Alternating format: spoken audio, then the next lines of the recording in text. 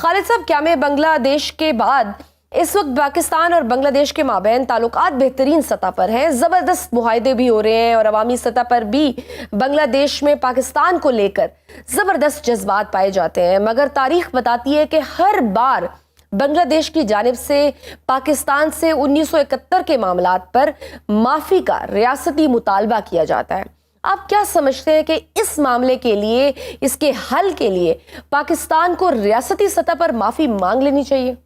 बहुत शुक्रिया शजिया मुझे इनवाइट करने का। देखिए, बांग्लादेश एक अनफॉर्चुनेट जो इंसिडेंट कह लें या हमारी हिस्ट्री का तारीख और चैप्टर है जिसकी वजह से माज़ वजूद में आया था। कुछ हमारी गलतियां थी, कुछ दुश्मन की भड़काई हुई आग थी और ये सारा मिलकर ये नतीजा। अस्सलाम वालेकुम जी, welcome back to my channel. Hope आप सब बिल्कुल ठीक ठाक होंगे। मेरा नाम स्मैन है, आप देख रहे हैं स्मैन रिएक्शंस बंगला। यहाँ पे जी बांग्लादेश ने पाकिस्तान को बहुत अहम ऑफ़र दी है। यहाँ पे पाकिस्तान के साथ बांग्लादेश ने ऐसी डील साइन की हैं, शायद उसकी अभी तक आपको ख़बर ना हो, लेकिन आज मैं आप लोगों के साथ बहुत अहम किस्म की रिपोर्ट शेयर करने वाली हूँ पाकिस्तान मीडिया की। और स्पेशली यहाँ पे बांग्लादेश से क्या एक दफ़ा फिर पाकिस्तान से माफ़ी का मुतालबा किया गया है। काफ़ी इंटरेस्टिंग रिपोर्ट है, इसको आखिर तक देखेंगे। और यहाँ पे कहा जा रहा है कि बांग्लादेश ने पाकिस्तान के साथ कोई मिलिट्री डील भी साइन की है या आगे करने वाला है। तो पहले वीडियो देख लेते हैं, फिर मैं आप लोगों के साथ मज़ीद अहम पॉइंट्स शेयर करूँगी।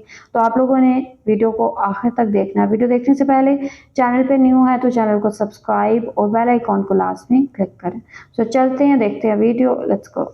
खालिद साहब, क्या में बांग्लादेश के बाद इस वक्त पाकिस्तान और बांग्लादेश के माबैन ताल्लुकात बेहतरीन सतह पर हैं, ज़बरदस्त मुआहदे भी हो रहे हैं और अवामी सतह पर भी बांग्लादेश में पाकिस्तान को लेकर ज़बरदस्त जज्बात पाए जाते हैं। मगर तारीख बताती है कि हर बार बांग्लादेश की जानिब से पाकिस्तान से 1971 के मामलात पर माफ़ी का रियासती मुतालबा किया जाता है।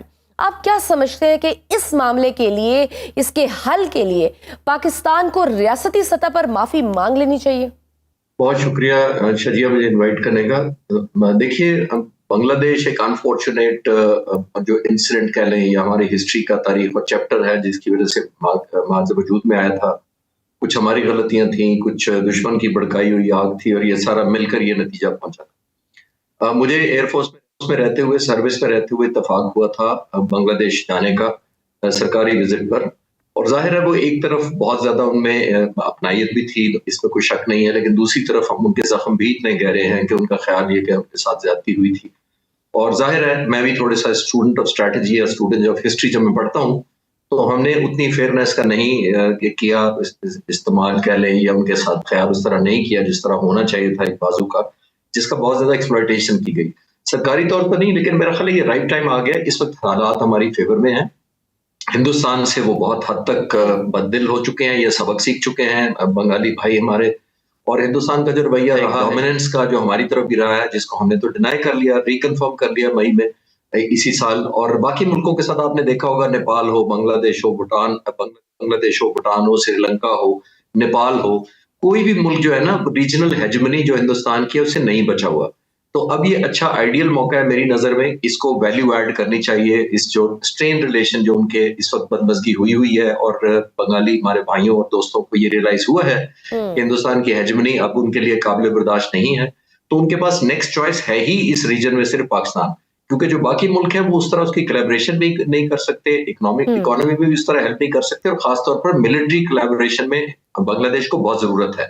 और ये बहुत पुरानी बात नहीं है, हमने बांग्लादेशी ऑफिसर्स को यहाँ पे बहुत ट्रेनिंग दी है। मैं इंस्ट्रक्टर रहा हूँ अकेडमी में, वहाँ बांग्लादेश के ऑफिसर्स आते थे, हम गुडविल क्रिएट करते रहे हैं और हमारे अच्छे रिलेशनशिप है, हमें इसको वैल्यू ऐड करना चाहिए। और इस रियलाइजेशन के बाद अगर हम कह सकते हैं कि ये दोनों मुल्क एक न सही लेकिन यकजा होकर भारत को बड़ा टफ टाइम दे सकते हैं, बॉर्डर हदूद के हवाले से भारत के लिए मसाइल क्रिएट कर सकते हैं। क्योंकि हमने देखा है किस तरह से बांग्लादेश में हालिया तलबा के इनकलाब ने दुनिया को ये मनाजर भी दिखाए कि तलबा ने अपने मुल्क के बानी शेख मुजीब के मुजस्मों को भी मिसमार किया और उनकी बेटी को मुल्क छोड़ना पड़ा। तो इस वक्त जमाते इस्लामी बांग्लादेश पावर कॉरिडोर में है, जो पाकिस्तान की हामी भी समझी जाती है। जी शजिया, देखिए, ये बांग्लादेशी लोगों ने और खासतौर नौजवानों ने ये साबित किया था कि चाहे आप बानी की फैमिली से हैं या किसी भी आपका हमारे पे एहसान है, लेकिन आज एहसान उस वक्त तक है जब तक आप टीम बन के चले। जब आप डिक्टेटरशिप का माहौल रखेंगे, जो हसीना वादे रखा हुआ था और हिंदुस्तान के साथ जरूरत से ज्यादा कोलैबोरेशन की थी, और जिसको कह रहे थे कि बहुत ज्यादा क्लोज टाइज थे, कॉम्प्रोमाइजिंग इंटेग्रिटी और सॉवरेनिटी बांग्लादेशी लोगों की, जिसकी वजह से ये सारा अपराइजिंग हुई थी। और अब मौका आ गया है मेरे ख्याल में, पाकिस्तान के अलावा, जैसे मैंने थोड़ी देर पहले अर्ज किया कि हम उनके पास चॉइस नहीं है, हम कोलैबोरेट कर सकते हैं। और हिंदुस्तान को सबसे ज्यादा नागवार बात यही गुजरती थी 71 से पहले कि दोनों तरफ से वो एक ऐसी फोर्सेस के दरमियान था जिसको जाहिर है वो दो फ्रंट पे उसको लड़ना पड़ता था, ईस्ट पाकिस्तान और वेस्ट पाकिस्तान। इसीलिए उसने सोचा कि एक को न्यूट्रलाइज करके इंडिपेंडेंट कर दिया जाए ताकि वेस्टवर्ड सिर्फ रुकावट के। अब अगर पाकिस्तान और बांग्लादेश ज्वाइन करते हैं तो हिंदुस्तान के लिए बहुत वरीसम होगा, और हमारी एक बहुत बड़ी स्ट्रेंथ इसको, जिसको मैंने थोड़ी देर पहले अर्ज किया कि वैल्यू ऐड हो सकता है हिंदुस्तान के लिए भी और हमारे अपने म्यूचुअल बेनिफिट के लिए फेवर में भी। बिल्कुल सही। और ये बताइए कि ऐसे कौन से अस्करी मुआहदे हो सकते हैं या टेक्नोलॉजी और दीगर एरियाज में जिससे पाकिस्तान और बांग्लादेश की अफवाज और दफाई मामलात में जदीदपन और बेहतरी आ सके? देखिए, हसीना वाजिद के टाइम पे तकरीबन जो उनकी 16 साल हुकूमत रही, हमारे ताल्लुकात इतने अच्छे नहीं रहे। अब अगर हुकूमत आई है और वो सिंपैथेटिक भी है, मैं जैसे कहा कि मैं खुद इंस्ट्रक्टर रहा हूँ, बांग्लादेशी ऑफिसर्स को भी फ्लाइंग सिखाई हमने। वो पहले एकेडमी आया करते थे, हमारे पीएफ एकेडमी में आया करते थे। एक वो बहुत बड़ा वेन्यू हो सकता है कि हम उनकी दोबारा ट्रेनिंग करें। हम सिर्फ एकेडमी के हद तक नहीं, उनके सीनियर ऑफिसर्स वॉर कोर्सेज वगैरह के लिए भी आ सकते हैं। दूसरा, मिलिट्री हार्डवेयर के पॉइंट ऑफ व्यू से हमारी, स्पेशली मैं एयरफोर्स के पॉइंट ऑफ व्यू से कह सकता हूँ कि हमारी बहुत बड़ी स्ट्रेंथ और एडवांटेज है बांग्लादेश के ऊपर। हम टेक्नोलॉजिकली बहुत एडवांस हैं अल्हम्दुलिल्लाह उनकी निस्बत। हमारे पास JF-17 थंडर जहाज हमारा अपना उड़ रहा है जो कई मुल्कों को हम एक्सपोर्ट किए हुए हैं।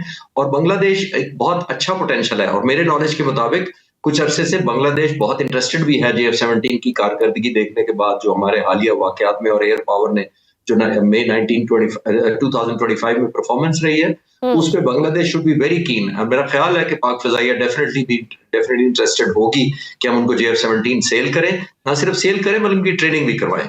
बिल्कुल। और पाक भारत जंग के बाद भारत ने पहली मर्तबा पाकिस्तान से राब्ता कर लिया है। भारत ने दरियाए तवी में जम्मू के मुकाम पर मुमकिन बड़े सैलाब से पाकिस्तान को आगाह किया है।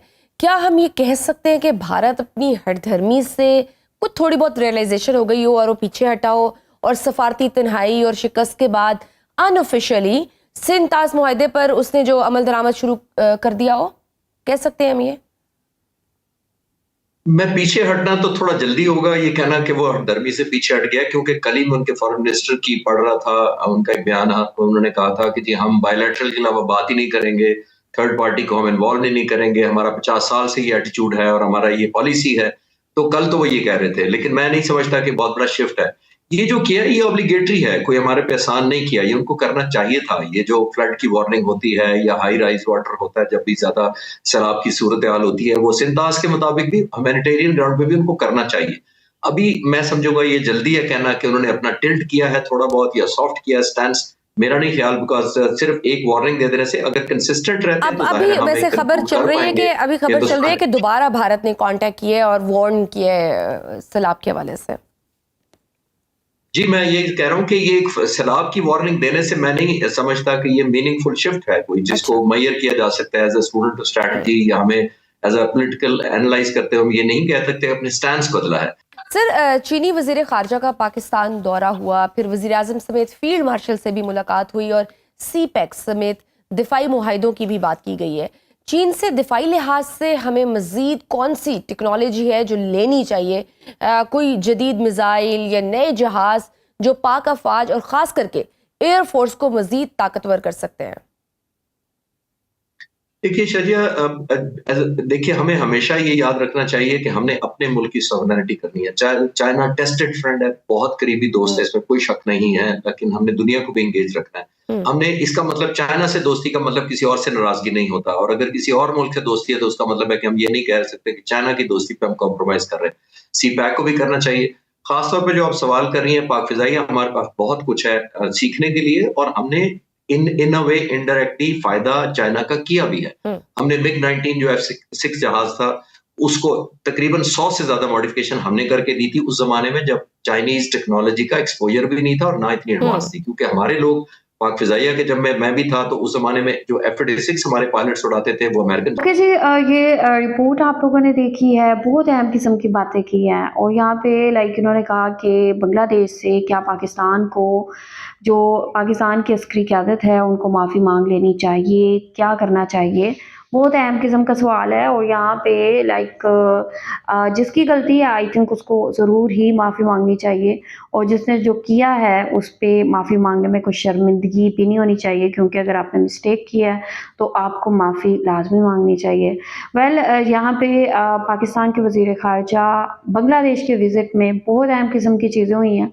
यहाँ पे जो ट्रेड डील्स हैं वो साइन हुई हैं और साथ ही यहाँ पे कहा जा रहा है कि अब ट्रेड डील्स के बाद पाकिस्तान और बांग्लादेश के दरमियान जो मिलिट्री डील्स हैं वो भी साइन होने के चांसेस हैं, क्योंकि यहाँ पे पाकिस्तान और बांग्लादेश अगर मिलिट्री लेवल पे, अस्करी लेवल पे एक दूसरे के साथ मिलकर काम करना स्टार्ट कर देंगे तो इससे बांग्लादेश को भी बहुत फ़ायदा होगा और पाकिस्तान को भी बहुत ज़्यादा फ़ायदा होगा।